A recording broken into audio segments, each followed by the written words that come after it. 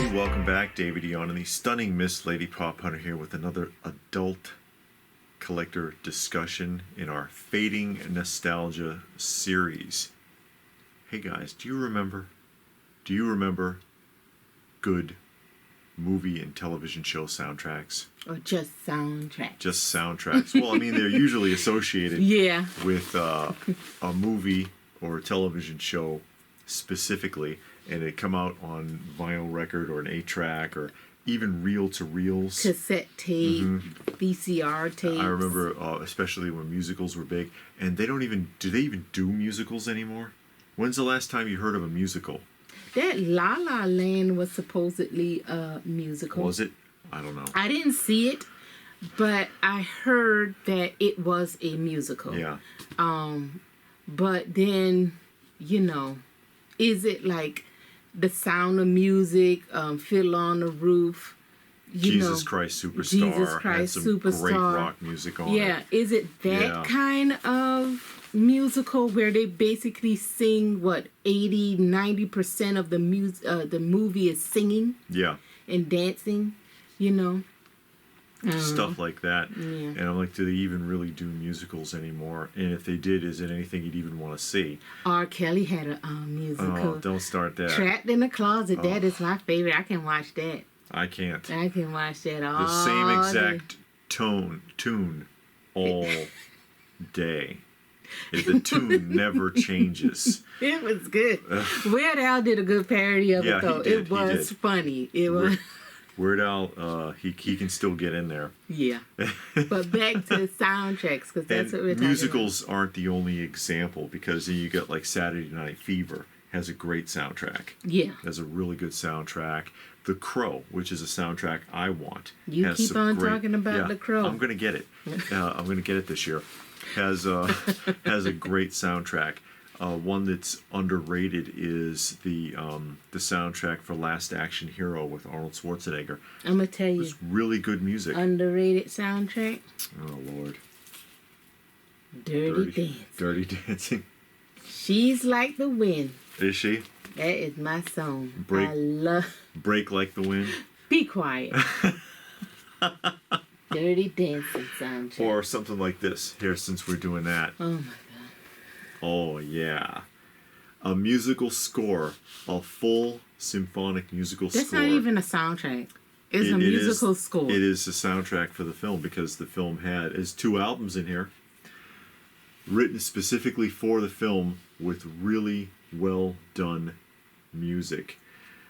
But they don't do that anymore. Even the show G.I. Joe, the Sunbow Ara G.I. Joe show, if you're really paying attention, they've got like a couple of dozen symphonic sounds or songs that they play for different moods for the background, because they have music going constantly in the background on the show. But they put a lot of effort into that musical score. They really did. And there are people who actually really enjoy that.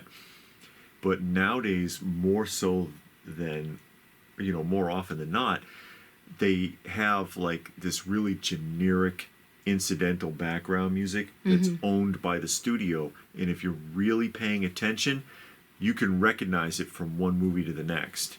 If it's the same studio, if it's the same production company, you're like, I've heard that before. They don't make something new for it. They just rehash the old stuff. Yeah. And you hardly pay attention to it, because it's not good anyway. And it's so much of it just constantly flowing in the background. And it makes me think of, I know we got a little off track there, but think of The Shining and how there's really long, awkward moments of silence. That can really make that work in a film. And nowadays they don't seem to know that anymore, and they just have noise going, and hopefully the background noises or the background music isn't so loud you can't hear the dialogue, because that's a common problem with modern films. It's like, what are they saying? No matter how loud it is, you can't freaking make it out. But back to soundtracks. Yeah. But when movies were coming out, they would promote the soundtrack, and a group or singer would make a song specifically for that movie, and people would purposely seek out the soundtrack. And I know it's some movies, I mean, some soundtracks I never saw the movie, and I got a few just to show. I mean, I got all kinds because I love these are DVD. These are CDs. CDs. Boomerang. Actually, this was a really good soundtrack. The movie wasn't that good. The movie wasn't good, but the soundtrack was good. You had Babyface, Boyz II Men, Tony Braxton, Aaron Hall, so forth. Sure. But they made brand new songs just for the movie. Yeah. And you know, they were often good. And I remember it was a movie, and I got the soundtrack too. Let me see if I can find it. It's a bootleg soundtrack. Bootlegs, shame on you. Because I recorded it from somebody. It's called The Wood. So you don't need to see it. But in the movie, they played some 80s rap music, not on the soundtrack at all. And it's like, why would you play those songs? Everybody's going out for the soundtrack, and everybody that bought that soundtrack that I knew was like, none of this music is on the movie. Because that's in the a whole movie. separate set of copyrights. That's why, and they didn't want to deal with the legalities of it, and they didn't want to cut that slice of the pie out. And I know there are probably some people who are going to sit there and say, "Well, hey, wait a minute." Guardians of the Galaxy had a great soundtrack, and they produced an album. They got the Guardians and Guardians 2 vinyl records. You can buy them at like Barnes and Noble. Or Stranger Things. We haven't seen Stranger Things, but we heard they've got good music on the show. We've seen the record at Target and read it, and it's some good stuff on there. Here's the trick, though. It's not music made for the show. They went and found good music that already existed and just threw it together to give it a nostalgic feel. Yeah. They didn't create it. Yeah, because Stranger Things is what I think is set in the 80s. Yeah. So they found some 80s music and put together a soundtrack. And Guardian of the Galaxy, because Star-Lord is an Earthling born in the 70s, and he was 80s. Kidnapped in the 80s. Yeah. Yeah. So they put together that music, but those songs, like he said, wasn't written. These songs were written for the movie. Or even, again, going back to this, it's an important point, because when the music was made for this, London Symphony Orchestra, John Williams, at the time when George Lucas was knocking himself out trying to get this film done, the music was the only thing getting done right. And he went to the London Symphonic Orchestra and heard the score and damn near cried, because he was like, oh my God, finally something is going right, because they were having a hell of a time, especially with the models and stop motion and all of that they did, because that's a lot of hard work. Doing it for the first time, filming it upside down so you couldn't see the strings. I mean, they went all out on it. Oh, wow. And nothing was they were having a lot of trouble, but he gives the script to John Williams and says, can you come up with some music to fit these scenes? And then when he heard it, he was like, oh my God, this is perfect. They don't care about that anymore. They're like, oh, find something for excitement. Find something for this. Find something for that. Look through our archive and pick out. And it's, like I said, if you're paying attention, you get a Paramount film and you watch 5 different Paramount films. And if you're really listening, a lot of times it's the same tracks. And I mean, do they even make soundtracks? Because you don't see a modern movie. I don't know the last one soundtrack I bought, but where they made music for that film. I don't think they do that anymore. I know the Batman has a soundtrack, but it's just a musical score. It's not songs with a Nirvana song thrown in. Yeah, but again, that was a song that was already made, just added to the movie. Yeah. So I don't know. I don't think there are soundtracks anymore, original ones like what we've talked about and described. I don't think a modern movie has that. And you watch modern movies, and like you said, the music is so loud. Yeah. And it's supposed to make you feel what they want you to feel. Oh, this is an intense scene, so now we got this intense music. going on, or you're supposed to be sad, so we got this little melancholy music that's going on. And it's just generic. It's just really generic, and it's like you know if you're not sitting there listening to it like, oh, that's a good song. Like again, I brought up The Crow, and when I saw The Crow in the theater, I was like, yeah, that's a pretty good song, you know, because they played enough of it that you could pick up on it. Or Nightmare Before Christmas, a musical. Is a musical. Great music in that. There's great singing and music in that album. You know, it's a surprisingly good one. Soundtrack is the soundtrack, and I think there is an LP for it, or there was for Miami Vice, the TV show. Yeah, you keep saying that.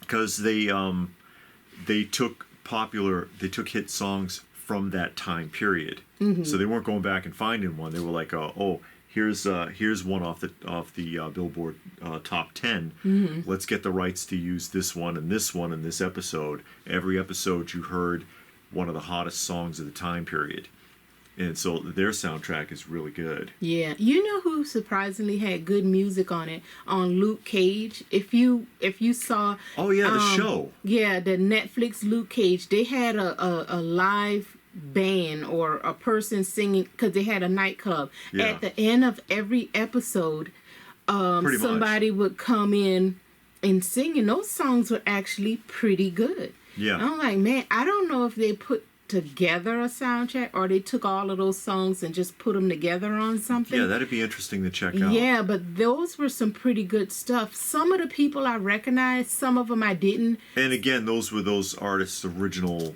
songs. They weren't, it's not like they wrote it for the show.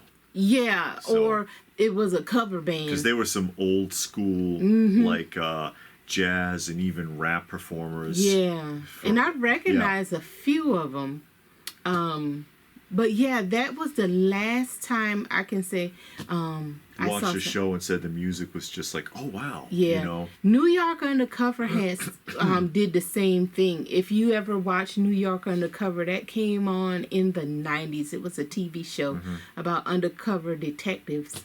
And at the end of every episode, they had a popular singer for that time come in, because they would always go to this bar and they would do a performance of their like current song.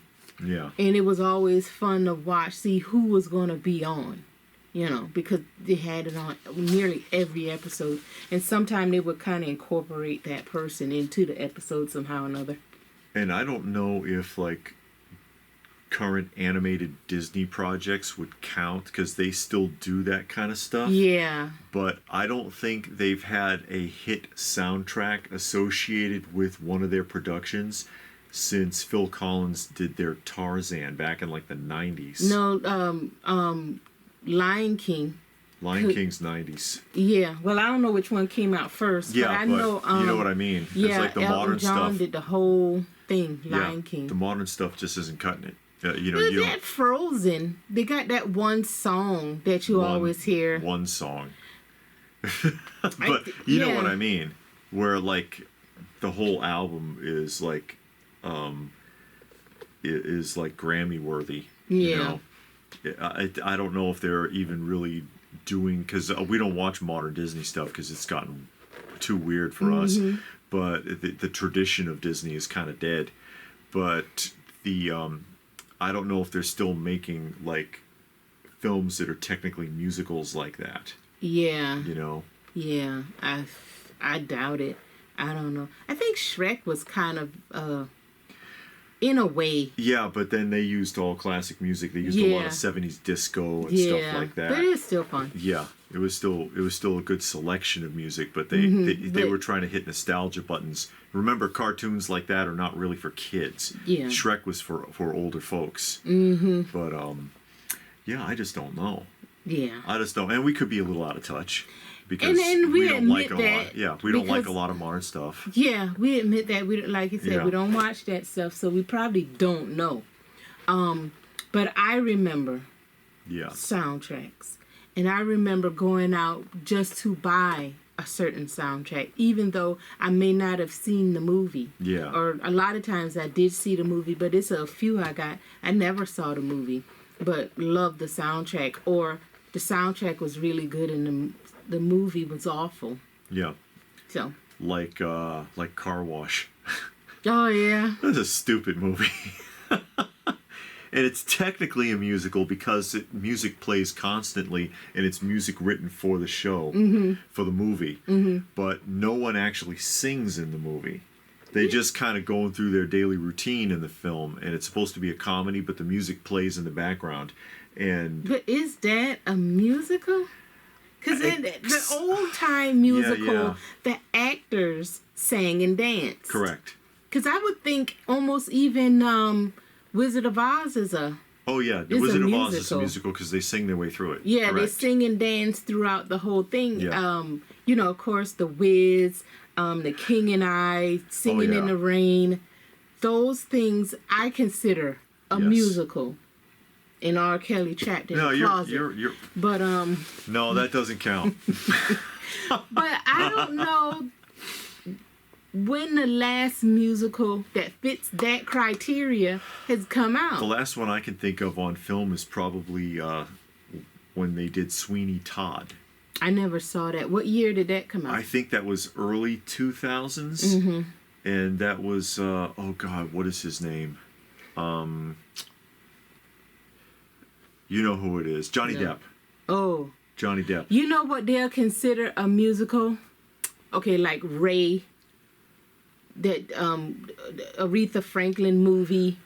Ray. Anything I guess like the Elton John movie just came out. I don't know if that counts. They're singing in it. Yeah. But they're singing as part of the construct of the story. Right. But they're not singing their acting parts. Yeah, I know. And the soundtrack again would be vintage music. Yeah. Yeah, but I think that's what is considered maybe a musical nowadays. I'm not sure. Because it's you know more of a what? docudrama. And it might be A Star Is Born. That was technically kind of a musical. I don't know. I don't know if that counts. No, I mean, I agree because all they are is musicians. They were singing out when there happens to be singing in it. Yeah. So I don't know. Yeah, I think you got to be acting, singing, and dancing all at the same time for that scene. Because when I look at a pure musical, I'm thinking in terms of like Jesus Christ Superstar, Sgt. Pepper. Yeah, Sgt. Pepper was a movie. Xanadu. Ugh. People think it's a goofy film. It's a goofy film, but it's fun and the music is good. Trapped in the Closet. That does not count. Y'all watch Trapped in the Closet and say that and tell David that's a musical. Oh no. They acted out those scenes. If he had just minded his own business, it could have been like a 1.5 minute long show. That's what it says. You just can't leave crap alone. You mind your damn business. Next thing you know, you're finding midgets hiding under the kitchen sink.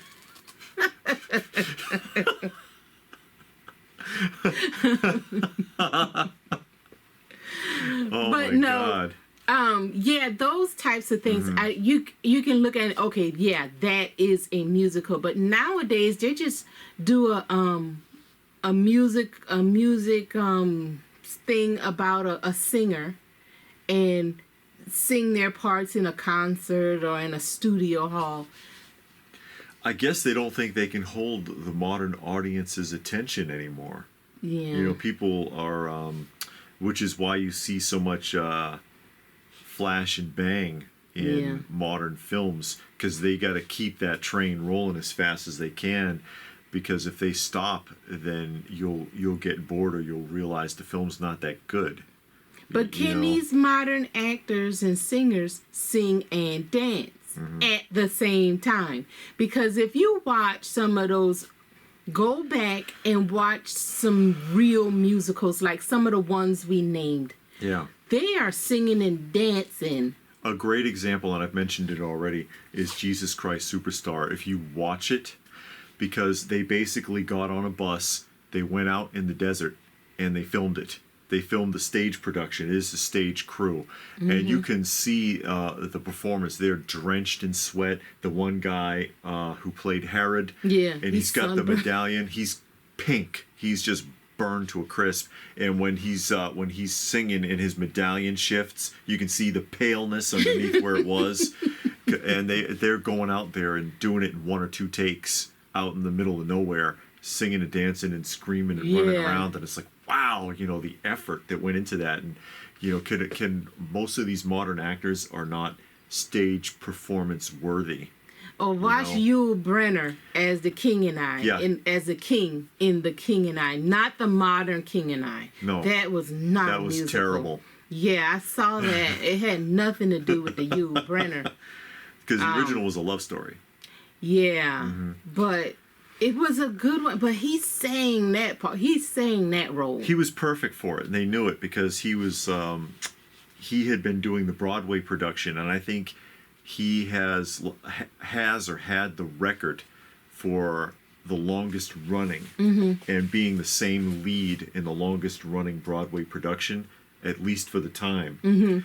And so when they were we're gonna do The King and I, who can we get to cast the lead? And somebody was like, why don't you just ask Yul? He's got to have it down. And he was flawless because you do it like 3,000 times on stage every night, night after night, and you can't make a mistake because you're live. Yeah. Yeah, he was perfect in that. He did a fantastic job in The King and I. Yeah, he did. He did. Yeah, but I don't know about soundtracks. I don't think they exist. I know, again, in A Star Is Born, Lady Gaga had that one song. I don't know if they had an actual soundtrack, and I think that song, I'm not sure if that was a remake of a song or if that song was made for the movie. It could have been, because keep in mind, this is a film that was the third incarnation, because Barbra Streisand did it in the 70s. And then, what was her name? I think it actually came out in the 50s, and then the Barbra Streisand was the second. Yeah, that was the second one. Yeah. And the first one was with Julie Garden. Julie Garden. Yeah, that's right. From Wizard of Oz was in the original incarnation. So it's what they love remaking movies. It wasn't bad. Yeah, it wasn't a bad movie. Bad, actually, I thought it was pretty good. Yeah. But I don't know if it was a soundtrack. Like I said, I know that one song was all over the radio. You could not hear that song. Yeah. But I don't know if they made a full-on, like, 13, 15 song CD. Yeah. But there just doesn't seem to be original, I guess you can call original soundtracks that are worthy of selling independently. Yeah. And we're seeing the death of all that media anyways. As everything just streams now. Yeah, you got to download it. Yeah, everything streams now, so people don't even want to download it anymore. I'll just look it up. It's in the cloud somewhere. Yeah. The musicals, I don't know when's the last time I noticed even a real musical being put out or produced. When there is a soundtrack, it's all vintage music. Yeah. It's not original stuff. That should tell you something right there. Again, going back to Guardians and Stranger Things. It's not original music made for the film. So I wonder if this is one of those fading nostalgia moments. Well, they say the new Joker is going to be a musical. I hope not. I don't know what that means. I wonder if that's just a rumor because Lady Gaga, and I hate calling her that. Am I the only one that has a problem with that pseudonym? That I don't have a problem with Theodore Geisel being Dr. Seuss. Seuss was actually his middle name, I think. But something about Lady Gaga bothers me. I don't like that name. It's like, can't you call yourself something else? I don't know. Well, based on what we just talked about in musicals, I'm wondering what that means when they say that. Yeah, and there's no effort either. And going back to the G.I. Joe or Raw. Yeah. Listen to that music, because I mentioned they made a different score for each one. It's a real symphony. If you listen to the musical scores independently, it's pretty good, and a lot of effort went into it. A lot of effort went into the production for that music for just an after-school cartoon designed to sell action figures. Yeah. And they put a lot of effort into that music. And I don't see that so much anymore. I really don't. No. So that's why we ask, hey, is that another one of those fading nostalgia moments, guys? You tell us. What do you think? You have any thoughts on that? Let us know what your thoughts are in the comment section down below. Hey, you got a recommendation of a soundtrack? Yeah, let us know. Tell us in the comment section. Or list your favorite soundtrack. Yeah, what's your favorite soundtracks? I know I want to find that Staying Alive. Yeah, I want Saturday Night Fever, the Saturday Night Night Fever Saturday Night soundtrack. Fever one. Is a good one. I had that when I was a kid. Heavy Metal had a great soundtrack. The original cartoon. Yeah. There's some great ones out there. Like I said, one of the gem that people overlook, of course, is Last Action Hero, Schwarzenegger's film. Because I remember it at the time. They made a big deal about it because he likes country western music. And it's all rock music on the thing, and he selected it himself. And people were like, he picked this? Are you serious? Because it's pretty good. But yeah, let us know if you got any recommendations. Please do give the video a thumbs up if you got anything out of it. We hope you did. Share it if you can. Subscribe if you're new. All that good stuff. And if that's it, then what more can we say? But thanks for watching, and we will see you again soon.